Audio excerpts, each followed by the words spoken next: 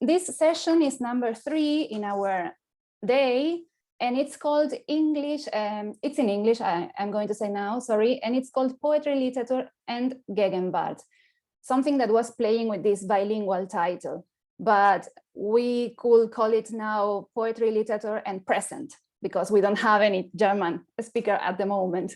So Linda Rethwisch, she's going to be the first presenter. Linda is a master's degree candidate in North American Studies, Culture and Literature at Friedrich Alexander University Erlangen-Nuremberg. Her current research focuses on contemporary African American poetry in relation to Christina Sharp's notion of the wake and wake work in the wake, on blackness and being, 2015. Her favorite place to do research is on her balcony, which overlooks the medieval city of Nuremberg. So Linda, the floor is yours. Okay, thank you. Sorry. And hopefully you can all see this. Yes. Okay. Okay, well, first of all, thank you very much for the opportunity to present today. And the title of my presentation is New Visions of Defiant Agency, Poetry and Video Poetry by Claudia Rankine and John Lucas. In this presentation, I examine the ways in which Christina Sharp's notions of the wake, the hold, and wake work in her theoretical text In the Wake on Blackness and Being are articulated and performed in the poem February 26, 2012, in memory of Trayvon Martin by Claudia Rankine, and the corresponding video poem Situation 5 made with John Lucas. My aim is to critically engage with In Memory's use of ekphrasis and Situation 5's use of multimedia, and propose that these are examples of wake work that illustrate the whole of anti-Blackness in US society. I conclude by discussing the use of intermedia in Memory and Situation 5 to create new visions of defiant agency against anti-Blackness. Sharp explains in The Wake that the word wake holds different meanings: a call to action, a ritual in which to mourn or watch over the dead, a visual rivulet behind a ship moving through water, and a reference to the physical, emotional, and energetic imprints from a significant occurrence. Sharp interpolates the connotations of the word wake by intertwining them into an experiential and theoretical discussion of Black being. She argues that the impacts of colonial slavery continue to affect African diasporic experience and creates an ongoing wake of anti-Blackness. And please note that I use quotation marks around key concepts from Sharp's In the Wake theory to differentiate them from my analysis. The Oxford Dictionary of English defines anti-Blackness as the opposition or open hostility directed, quote, toward Black people, unquote. Sharp expands this definition to include the, quote, containment, regulation, punishment, capture, and captivity, unquote, of Black people.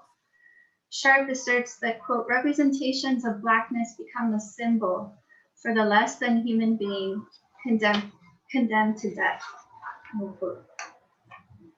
In the Wake, Sharp discusses 4 main concepts, which include the wake, the ship, the hold, and the weather. She corresponds these concepts with the effects of colonial slavery on Black being. Sharp describes the hold as, quote, ongoing state-sanctioned legal and extra-legal murders of Black people, unquote, which she asserts is, quote, normative and for this so-called democracy necessary, unquote. In this presentation, I focus on Sharp's notion of the hold of anti-Blackness in the US in relation to In Memory and Situation 5. Sharp suggests that wake work are the aesthetic works by, quote, Black artists, poets, writers, and thinkers positioned against a set of quotidian catastrophic events, together comprise the orthography of the wake, unquote. According to Sharp, the aesthetic defiance exhibited in art and literature by and of the African diaspora, counters and assists with disrupting and transcending the effects of the wake of anti-Blackness that inhabits and traumatizes real and imagined Black lives.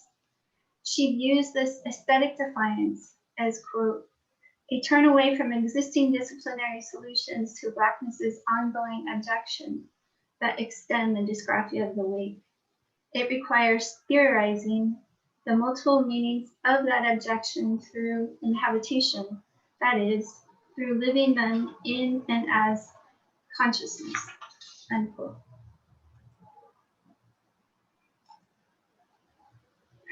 Sharp describes wake work as, quote, living in spaces where we were never meant to survive or have been punished for surviving and for daring to claim or make spaces of something like freedom, unquote.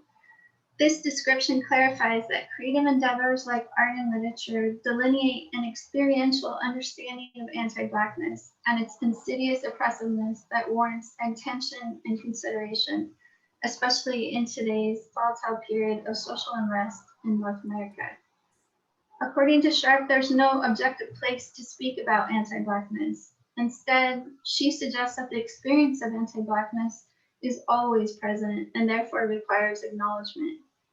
It is from this consciousness of being in the wake that Sharp proposes wake work occurs, where recognition and defiance against anti-Blackness ensues as, quote, an ethics of care, unquote. By ethics of care, Sharp means, quote, sitting with, gathering, and tracking phenomena that disproportionately and devastatingly affect Black peoples any and everywhere, unquote, and then transmuting these phenomena into aesthetic works that, quote, resist, rupture, and disrupt that immanence aesthetically and materially, unquote. Thus, wake work imagines possibilities, or as Sharp states, quote, new ways to live in the wake of slavery, its afterlives, and to survive and more the afterlife of property, unquote. Sharp's inclusion of an experiential understanding of the wake of anti-Blackness argues for a different kind of objectiveness, one that commits to empirical and theoretical truths. She proposes that the, quote, orthographies of the wake require new modes of writing, new modes of making sensible, unquote, Black life and death through image and consciousness. In other words, the experience of anti-Blackness is as important, if not more important, than discussing the objective ways it manifests in civil institutions. Moreover, using an experiential approach to discuss the topic of anti-Blackness provides insight and agency from within the confines of anti-Black oppression and speaks from an internal perspective as opposed to an external one. One poet that uses aesthetics to resist and rupture the normativity of anti-Blackness is Claudia Rankine. Rankine's poem, February 26, 2012, in memory of Trayvon Martin, from Citizen, an American Lyric, exemplifies Sharp's notion of wake work by speaking and illustrating the lynching of African American men from a temporal perspective. In Memory elicits the underlying presence of anti-Blackness in North American society, a consciousness that enables sanctioned gratuitous violence against Black bodies in the US to continue. It also defies anti-Blackness with agency by exposing what Sharp refers to as the hold of anti-Blackness on Black bodies. Examining the structure of In Memory reveals a 6-verse poem written in paragraphs of prose that begins with a full page dedicated to the title of the poem and ends with a full page reserved for John Limpus's alteration of the photograph Public Lynching.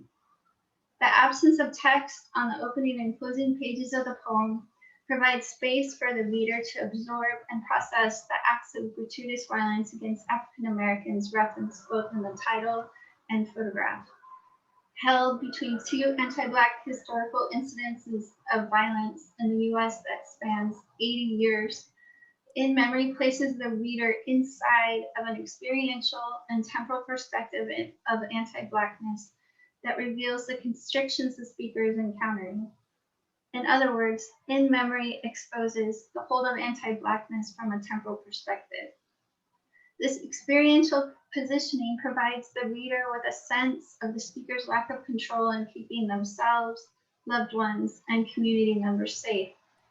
In addition, the use of prose inserts the reader into the speaker's grief and processing of incidences of anti-Black violence referenced in the title of the poem, text, and photograph.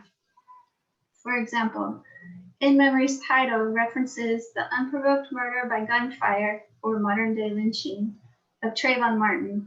As CBS 4 and the New York Times reported, Trayvon was a 17-year-old African-American boy from Miami, Florida, who was vacationing with his father at his father's fiance's house in a gated community in Sanford, Florida. On February 26, 2012, Trayvon was shot and killed by George Zimmerman, a member of the gated community's Neighborhood Watch, as he returned from purchasing candy and a drink at a local convenience store. Zimmerman was later acquitted of all charges, including murder and manslaughter. In addition to Trayvon's sanctioned modern-day lynching, In Memory also references the August 7, 1930 lynching of Thomas Shipp and Abram Smith in Marion, Indiana, by including John Lucas's alteration of the original 1930 photograph titled Public Lynching. Placed at the end of the poem, Lucas's photographic alteration is linked to the murder of Trayvon Martin in 2012 through its title, demonstrating the continuous presence and consciousness of anti-Blackness in U.S. history through a crassus, or the detailed description of a work of visual art as a literary device.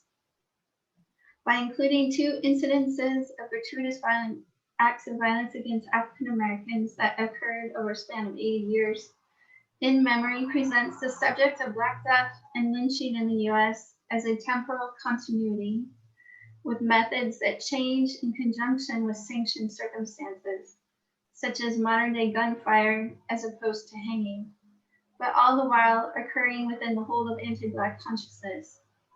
Thus, In Memory illustrates that the effective impact of anti-Blackness in the U.S. is Black death, which is articulated in multiple aesthetic forms in Memory, and illustrates how the manifestations of anti-Blackness shift through time. Unfortunately, I'm unable to include my full analysis of Rankine's prose, but I include the following excerpts to provide an impression of the poem's text, which are highlighted in the video poem Situation 5. My brothers are notorious. They have not been to prison. They have been imprisoned. The prison is not a place you enter. It is no place. My brothers are notorious. Another dawn where the pink sky is the bloodshot of struck, of sleepless, of sorry, of senseless, shush. Those years of and before me and my brothers, the years of passage, plantation, migration, of Jim Crow segregation, of poverty, inner cities, profiling, of 1 in 3, 2 jobs, boy, hey boy, each a felony. The hours inside our lives where we are caught hanging, the rope inside us, the tree inside us, its roots our limbs, a throat sliced through, and when we open our mouths to speak, blossoms, oh blossoms, no place coming out, brother, dear brother, that kind of blue. In Memory confronts the reader with the reactions by the willing participants of the lynching of Thomas Shipp and Abram Smith in Marion, Indiana on August 7, 1930, in John Lucas's alteration of the photograph, Public Lynching. Lucas altered the photograph by removing the images of Shipp and Smith hanging from the tree, which brings attention to the faces and reactions of the white crowd responsible for the gruesome murder. No one is contesting the murders. In fact, one man is smiling and another points to the hanging bodies, which suggests they approve of and are celebrating the murders of these two African-American men. By bringing the reader's focus to the participants of lynching, In Memory confronts the reader with the actions and sentiment of anti-Blackness, thereby exposing its pervasive consciousness and sanctioned actions. Ending the poem with this image underscores the temporal continuity of Black death in the U.S., but also incorporates an emphasis critique of white society. The festive atmosphere caught in this photograph literally connects this critique of whiteness with Trayvon Martin's death and his murderer's release from justice. Thus, In Memory demonstrates that despite temporal shifts in anti-Black manifestations, the results are always the same: gratuitous violence and Black death. In Memory is transfigured by John Lucas from poem to video poem in Situation 5, which animates Rankine's poem visually and sonically. I wish that I could play an excerpt from the video poem, but access is actually no longer accessible on Vimeo or Rankine's website. As a result, the images on the left side of the following slides are images I chose to give an impression of the video poem. A process expands from photograph to video in Situation 5, adding a conglomeration of videos of African-American men in transit, a collage of drawings, multiple photographic and historical images of anti-Black incidents, and iconic African-American resistance fighters. Sonic elements like birds chirping, the jazz song So What from Miles Davis's 1959 album Kind of Blue, and the performative reading of In Memory by Claudia Rankine. This video poem highlights aspects of Rankine's poem, as well as creates a multimedia engagement with the poem for the viewer and listener. These additional elements emphasize an empowered subjectivity and illustrate what Sharp describes as a new, quote, ecology, unquote, or new understanding and perspective of anti-Blackness from a position of empowerment. The video ends with a black screen and a man's voice saying, "I would change that, but as far as who I am, nah, I'm cool with it." In this way, Situation 5 creates a space and place for African-American men and gives them the agency to speak, to express their desire to, quote, change that, unquote, which implies that they would alter US society and its entanglements with anti-Blackness, but assert their desire to be themselves, to remain, quote, cool, unquote. Ending the video poem with these empowered words conveys agency to the viewer, an important indicator of wake work. In conclusion, I assert that In Memory and Situation 5 perform wake work by demonstrating an ethics of care that sits with, gathers, and tracks phenomena that disproportionately and devastatingly affect Black peoples by exposing the hold of anti-Blackness in US society, and then transmutes these phenomena into aesthetic works. These aesthetic works illustrate Sharp's view that anti-Blackness is always present and therefore requires acknowledgement from within the wake. I contend that the use of intermedia, both In Memory and Situation 5, exposes the temporal continuity of anti-Blackness in US society and resists its normativity by creating, performing new visions of defiant agencies against anti-Blackness. And these are my works cited. And thank you very much for your attention. Thanks to you, Linda. Amazing. Well, we are going to save some questions for later. In the meanwhile, we are going to listen Olga's presentation. And Olga Kutsche is a PhD student in American Studies at the FAU Erlangen-Nuremberg, born and raised in Russia, Novosibirsk. Olga received her bachelor degree in French studies at Novosibirsk State Pedagogical University with her project about early French poetry. Since this time, Olga's main interest is world poetry, its place within cultures, and the reasons why it gains so much interest among people with different linguistic backgrounds in the world. Olga's presentation is part of a bigger project that concerns American postmodern and post-postmodern sonnet sequences as a part of the world sonnet tradition. Olga, the floor is yours. Thank you, Vanessa. So, I hope everybody sees my slides. Yes. Thank you.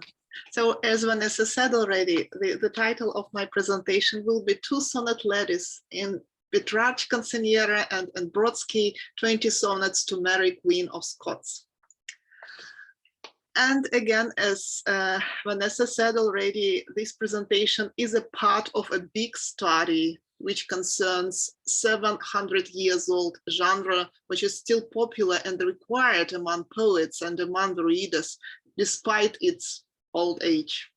The genre is the sonnet sequence. In my presentation, I will track the tradition of Donna Angelicata in the postmodern sonnet sequence 20 Sonnets to Mary, Queen of Scots by Brodsky, published in 1974. I will demonstrate that Brodsky sonnet sequence continue and supports the tradition started in 13th century.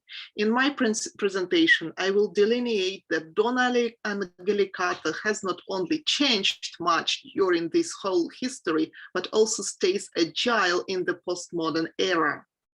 In order to do this, I will compare Donna Angelicata of Canzionere by Petrarch and its sonnet sister, a part of Brodsky's sonnet sequence.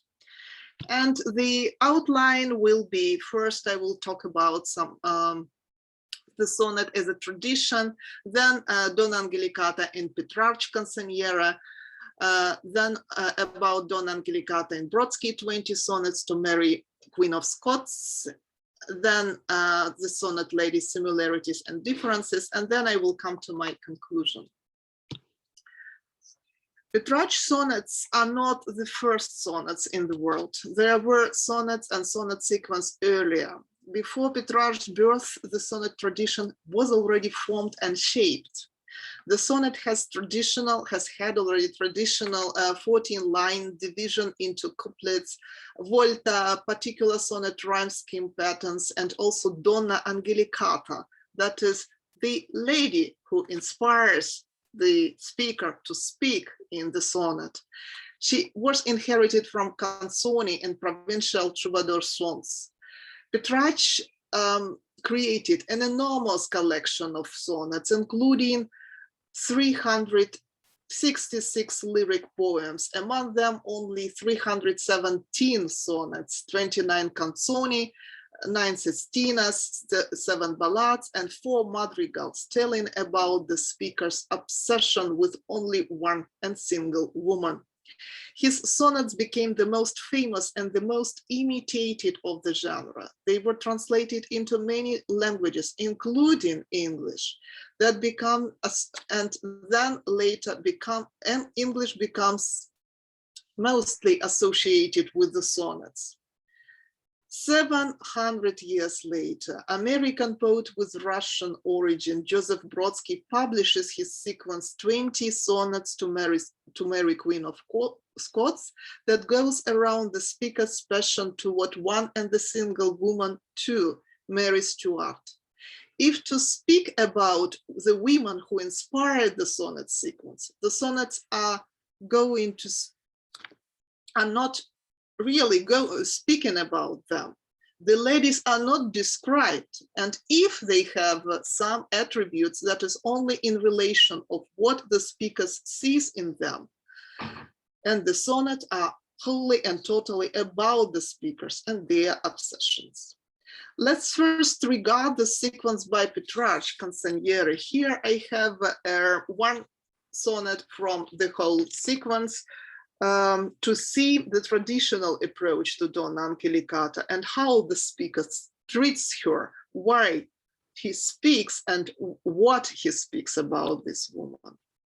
So sorry, I am not fluent in Italian, that's why I cannot pronounce the title, though I can read for you the sonnet in translation by A.C. Klein. What I have turned my eyes to that place, where my lady's lovely face shines, and that light leaves me not a thought while I burn and melt away inside. I fear lest my heart parts from myself, and seeing the end of my light nearing, I go like a blind man without light, who knows no way to go, but must depart. I receive so many deadly blows, I flee, but knows not so quickly that desire does not come with me as is his wont. I go silently, since one deadly world would make men weep, and I desire that my tears might be shed alone. The sonnet goes around the simile between Donna Angelicata's shiny face and the light. The simile allows the sonnet emphasize the effect that Donna Angelicata provides on her speaker. He is blind without her, and he gets burnt inside approaching her. Frightened, he flows away from his lady, but his desire forces him to stay near her.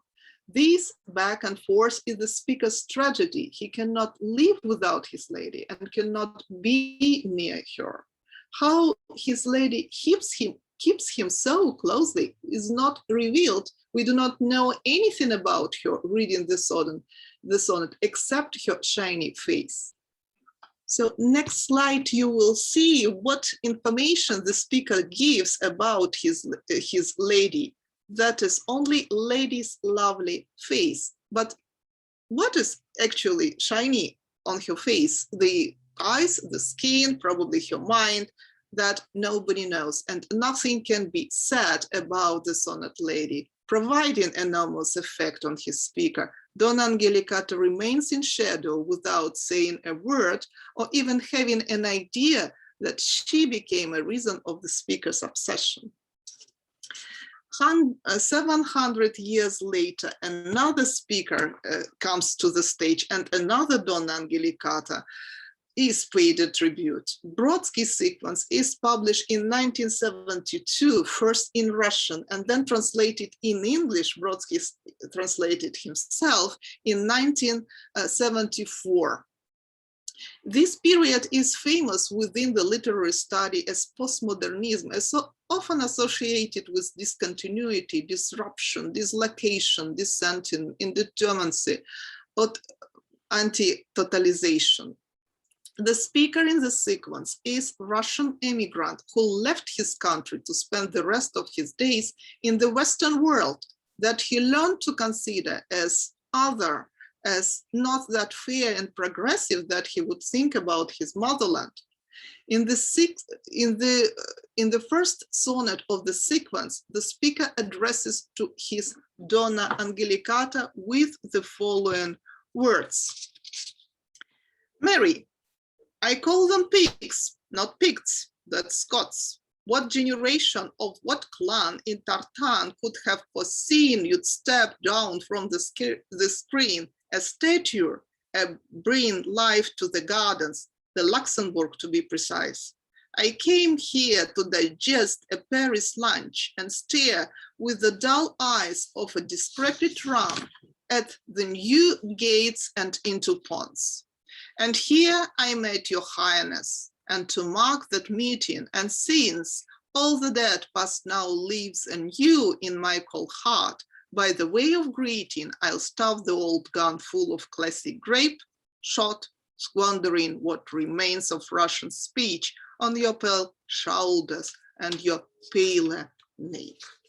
So the sonnet Donna Angelicata is not even a woman, but a statue of the Mary, the Queen of Scots, as the title of this sequence is informing us. Mary was a Queen of Scotland from 14th of December in 1542, when she was 1 week old, until 24th of July, 1567, when she was forced to leave the throne, when she was 25 years old. And later in 20 years, she was found guilty of plotting to associate the Queen Elizabeth and was beheaded in the following year. Brodsky's sonnet speaker refers to this event, commenting on Scots people, underlining that he despises them since they are incapable to appreciate their queen, and predict that she would inspire artists for centuries after her death. Thus, in Brodsky's poem, we have even less information about the lady. It is absolutely no important. Important is that the queen was treated cruelly by her folk and is famous ever after. what we can learn from the sonnet is that probably the statue has pale shoulders and pale nape and stays in Luxembourg garden. Here you have the same trick with the Brodsky sonnet. I try to highlight what brings at least a little bit information about Donna Angelicata of Brodsky's sonnet. As the contrary, the speaker provides a lot of information about himself. He hates Scots people, adores Mary, not clear for being killed. He is in Paris after a good lunch in restaurant, going around, happened to see the statue of Mary Stuart, which impacts him and provides on him such an effect. He changes his sluggish mood into pugnacious spirit, since that is a statue that reminds the speaker about his national, cultural, political identity, and he gets ready to express his feeling to his Donna Angelicata in Russian language. In both sonnets, the sonnet lady moves the speaker. In Petrarch's sonnet, the speaker becomes defensive. In Brodsky, he becomes confrontational.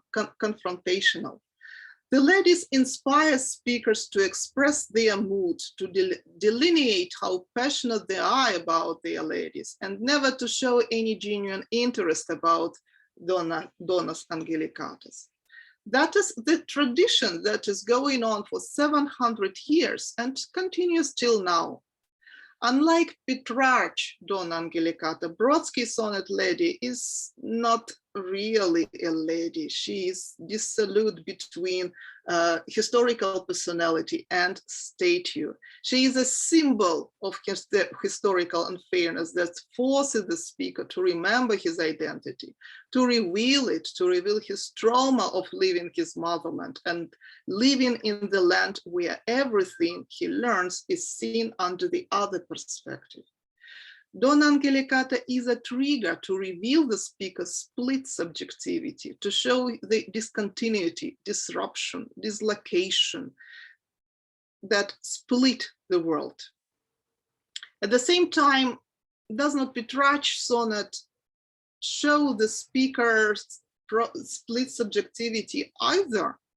The question is how postmodern the Petrarch sequence, since the form remains unchanged till nowadays.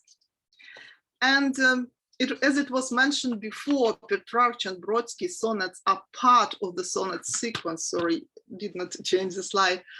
Parts of sonnet sequence where each sonnet adds to the previous one something more about the speaker's obsession.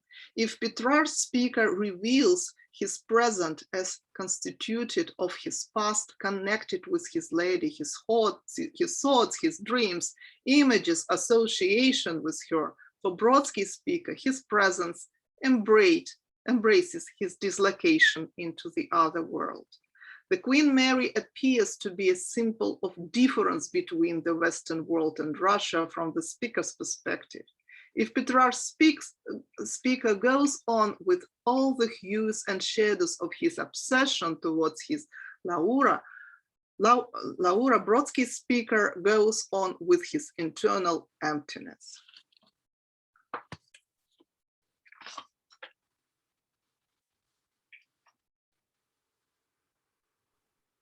Thank you very much. Thank you, Olga.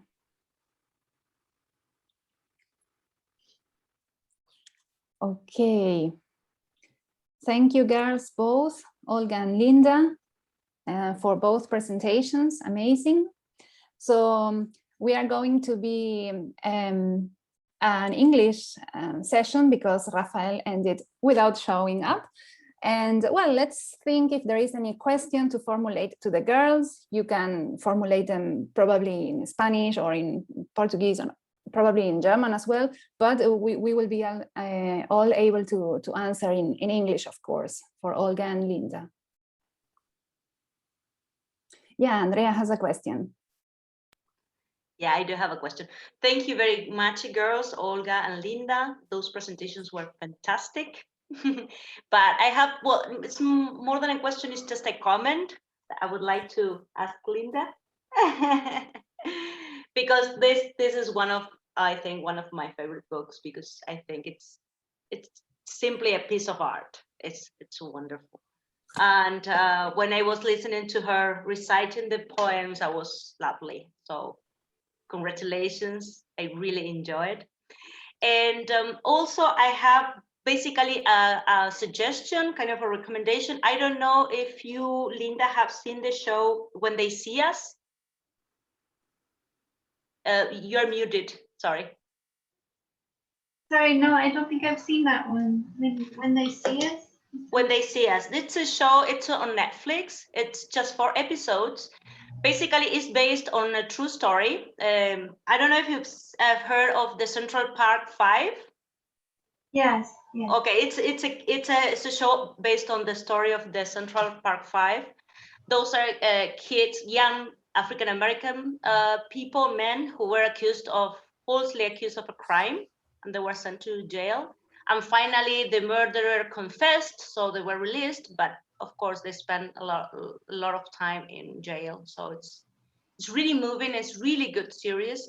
And then Oprah Winfrey, she hosted a show where she invited the exonerated men, the real people. So you can find both. You can find the mini series on Netflix and the Oprah Winfrey show. So, okay, thank you. I will definitely. I recommend. I will definitely watch. Thank you for your presentation. Yeah. Any other question? I have 2 questions, one for Olga and one for Linda. I will put you maybe in this kind of pin so you can communicate easily with each other. For Linda, I would like to ask, which was the reception of the book Citizen in the period when it was published? I think it's a kind of new book, but just to know how it was received by the public, by the criticism, and so on. And for Olga, I've read the Canzionere some years ago. There is something in my mind related to Laura, like this kind of character, the Donna Angelicata that you mentioned. But which are other representations of women in Petrarch's Canzionere? And are there also some kind of different characters in Brodsky's sonnets that are like the opponents or antitheses of the Donna Angelicata, and how are them? Thanks. Okay, thank you for your question. As far as the reception, I think, well, it became a New York Times bestseller. It was published in 2014, Citizen American Lyric. It's part of a trilogy, actually. She just has another one, Just Us, that just was released. And she's gotten a lot of credit for her lyric style. It's bringing the lyric back, but it's also a prose style. So I think she definitely brought the perspective of race relations to the forefront when she published this series. But also, just as a note, which is not quite related, but on the title, there's a hoodie. And I did watch an interview where a lot of people think this hoodie refers to Trayvon Martin, but actually in a poetry reading she did with N2Y in New York City a few years back, she said that actually the artist who did this, it was based on not Trayvon Martin, but of course now I like his name, Rodney King from the 1990s. So she basically says, I'm completely paraphrasing, that this is something that has never really gone away. This is always the situation for African Americans. So I don't know if that answers your question. Yes, thanks. Thank you, Vanessa, for this interesting question. Well, my study concentrates on postmodern sonnet sequences, but I also read a bit Canzionere. And I would like to say that whatever Donna Angelicata there is, but she is never ever a character. She is not autonomous character. She does not action alone. What she does, she moves speaker, she inspires him, or she impacts him somehow, but never ever does it from her own will. That is always speaker says that, oh, Donna Angelicata or my Laura made that, but probably she never ever realized that she does it for the speaker. Brodsky uses this image.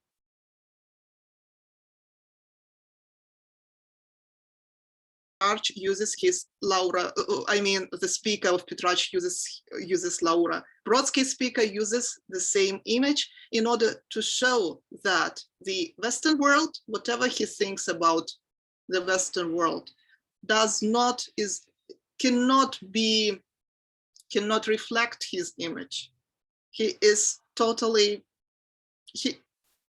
this world exists only in his head, whatever he thinks about the world. It's not autonomous character for him. That's the idea of Donna Angelicata. I hope that I answered the question comprehensively. Yes, thank you very much. Okay, as we have some minutes still, we mention again that if you want to follow our media, you can always click on Poliglosa wherever it's in the page or in the Facebook or in Instagram. We have a question on Facebook.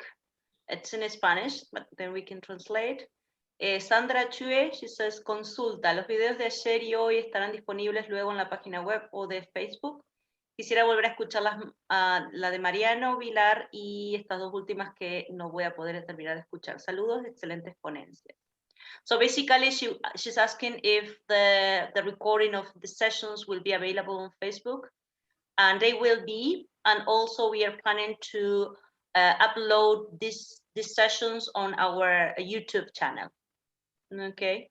So we'll probably edit them and split them into according to the different sessions, and I'll upload them also. So they will be available. Great. Any additional question, comments to the girls? Well, in this case, we could close this session of the presentations. Again, thank you very much to all the participants. Gracias a todas y todes